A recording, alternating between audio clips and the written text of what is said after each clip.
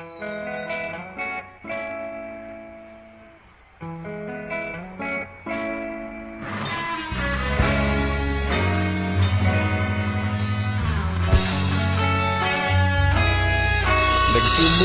ang lahat sa eskwela, nagsama-samang 12 sa kalokohan at sa tuksuhan, hindi maawat sa isa't isa. Madalas ang standby sa cafeteria, isang barkada na kaysaya, laging may hawak-hawak na gitara, konting udyok lamang kakanta na. Kay simple lamang ng buhay nun, walang mabibigat na suliranin. Problema lamang laging kulang ang datong. Sana napunta ang panahon? Sana nga ba? Sana nga ba? Sana napunta ang panahon? Sana nga ba? Sana nga ba?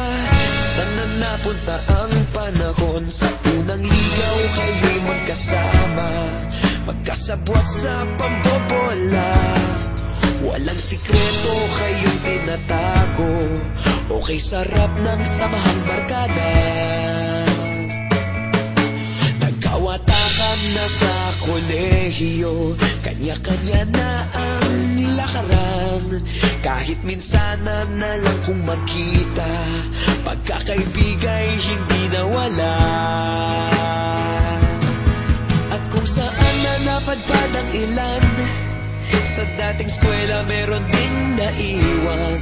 Meron pa ng mga ilang nawala na lang, nakakamiss ang dating samahan. Sana nga ba? Sana nga ba?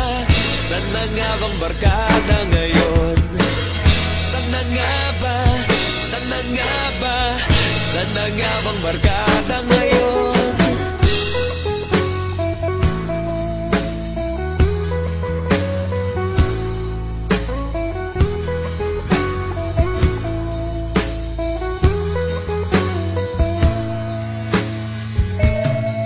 Ilang taon din ang nakalipas, wala pa sa aming tatay na nagsusumikap upang yumaman at guminhawang kinabukasan.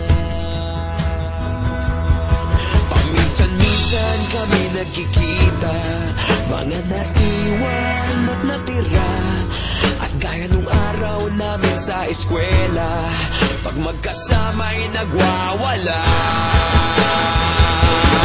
Napakahirap malimutan ang saya ng aming samahan. Kahit lumipas ng ilang taon, magkabarkada pa rin ngayon.